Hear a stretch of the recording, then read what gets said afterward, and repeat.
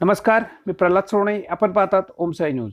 जामनेर कृषी उत्पन्न बाजार समिती शेतकऱ्यांनी CCIला कापूस विक्रीसाठी आपली वाहने बाजार समितीच्या आवारात नंबरवर लावून कडाक्याच्या थंडीत रात्र जागून काढून उपाशीपोटी नंबर लावून बसले असून बाजार समितीच्या भोंगळ कारभारामुळे शेतकऱ्यांमध्ये असंतोष वाढून आज दुपारी 4 वाजल्याच्या सुमारास जळगाव रोडवर बाजार समितीसमोर रास्ता रोको करण्याचा प्रयत्न संभाजी ब्रिगेडचे प्रदीप गायके तसेच शेतकऱ्यांनी केले.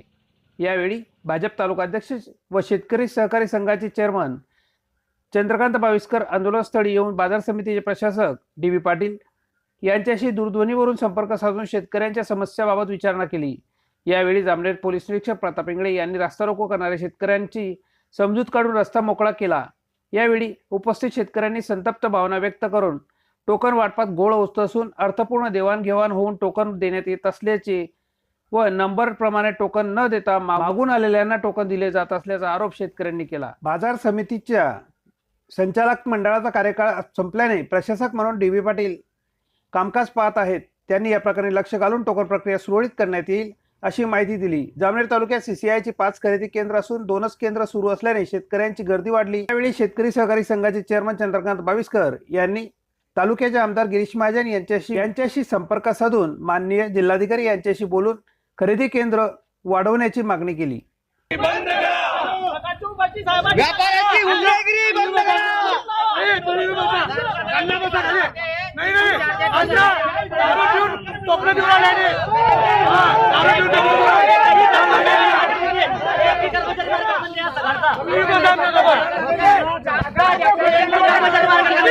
दारू पिऊन घेतात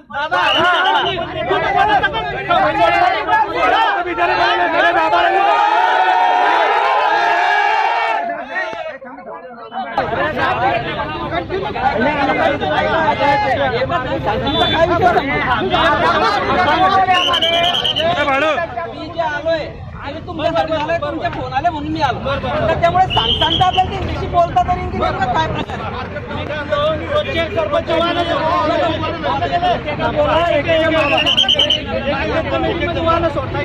सोडता की नाही.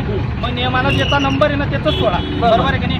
75वा नंबर जातो आणि 69वा ID काम राहतो. नाही राहिला पाहिजे. 728 नंबरचं वाहन गेलेलं आहे. 709 इथे, 712 इथे, 713 इथे, 727 इथे, 728 नंबरचं ट्रॅक्टर त्याच्यामध्ये खाली झालं.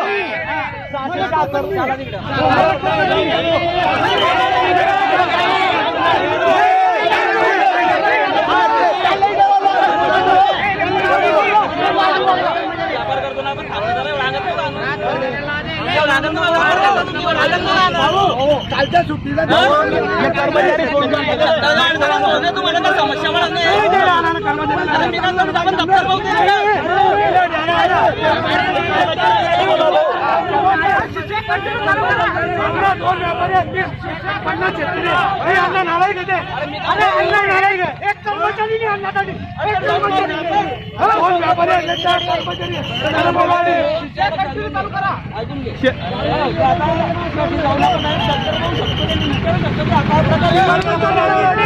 कर्मचारी थोडा टाइम झटका द्या.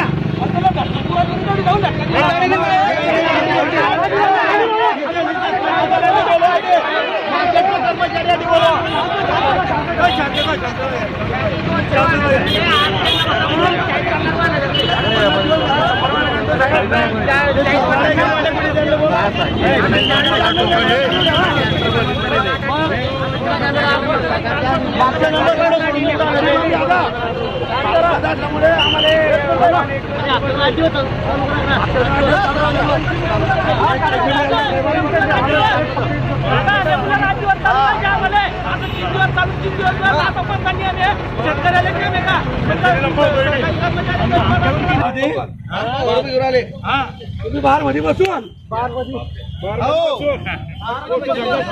ऑपरेशन दाखवून तुम्हाला व्हिडिओ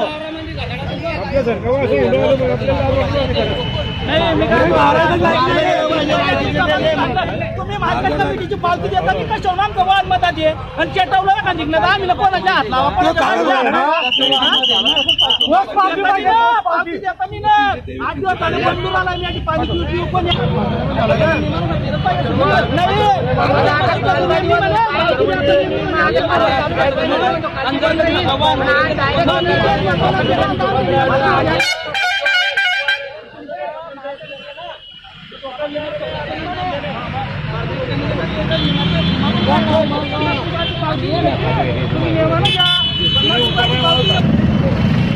काय करा म्हणता नमस्कार. आता विषय असा आहे की तुम्ही प्रशासकीय अधिकारी म्हणून तुम्हाला मी बोललो. बॅटरी कमी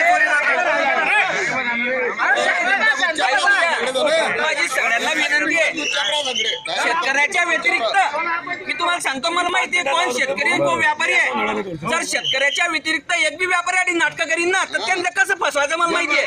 तुम्ही शेतकऱ्याला भडकायच्या कामं नको करा. तुमच्या काय कामं चालतं आम्हाला माहिती आहे.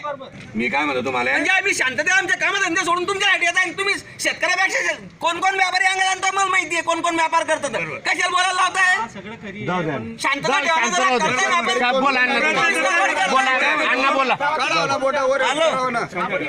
साहेब, एक महत्वाचा विषय असा आहे की आता सगळे शेतकरी रस्त्यावर आंदोलन करायसाठी बसले होते. त्यांना विश्वासात घेऊन मी त्यांना मार्केटमध्ये, परिस्थिती अशी आहे की तुम्ही प्रशासकीय अधिकारी या नात्यानं या सगळ्या कर्मचाऱ्यांची उद्याच्या उद्या सकाळी मीटिंग लावा. कारण की मीटिंग लावून त्यांनी कशा पद्धतीनं टोकन दिलेले आहेत. टोकन दिल्यानंतर ते टोकन त्याच लाईनीनं सुट्टाय की नाही सुट्टाय हे सगळं तुम्हाला पाहायला लागेल ना साहेब. त्यांच्यावर कोणी मालक राहिलं नाहीये. कारण प्रशासन बसल्यामुळे काय होऊन गेलं, डायरेक्टर तिथे येत नाही, येणार नाही आणि त्यांच्यावर कोणी मालक नाही आहे. ते त्यांच्या पद्धतीने मनमानी पद्धतीने करतायत. नंबर माझ्यापुढे सुद्धा आहे साहेब. तुम्हाला विषय सांगतो, मध्ये गाडी आल्यानंतर त्या शेतकऱ्याला टोकन पावती दिला गेली पाहिजे ना. उद्या जर त्याचा माल चोरीला गेला, काय गेला, कोण जबाबदार असणार त्या विषयाला? म्हणजे मार्केटचे काही रूल आहेत ते रूल फॉलो झाले पाहिजे, ते होत नाहीये.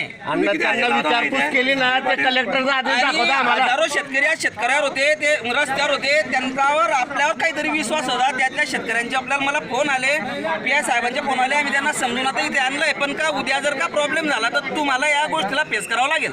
अण्णा ते कलेक्टरचा आदेश सांगता प्रत्येक गोष्टीला त्यांना काही त्या टोकनाचा प्रॉब्लेम होता.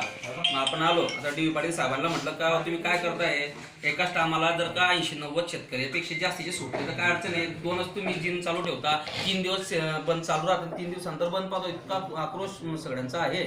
तर तुम्ही कलेक्टर साहेबांशी बोलावं अशी आमची विनंती. अलाउड झाले, चालू झाले. एक ग्रेडर जरी मिळाला भाऊ तर आपली समस्या सुटते. तर कलेक्टर साहेबांशी तुम्हाला बोलावं लागेल. हां चालेल, बोला. बोलताय कलेक्टरशी.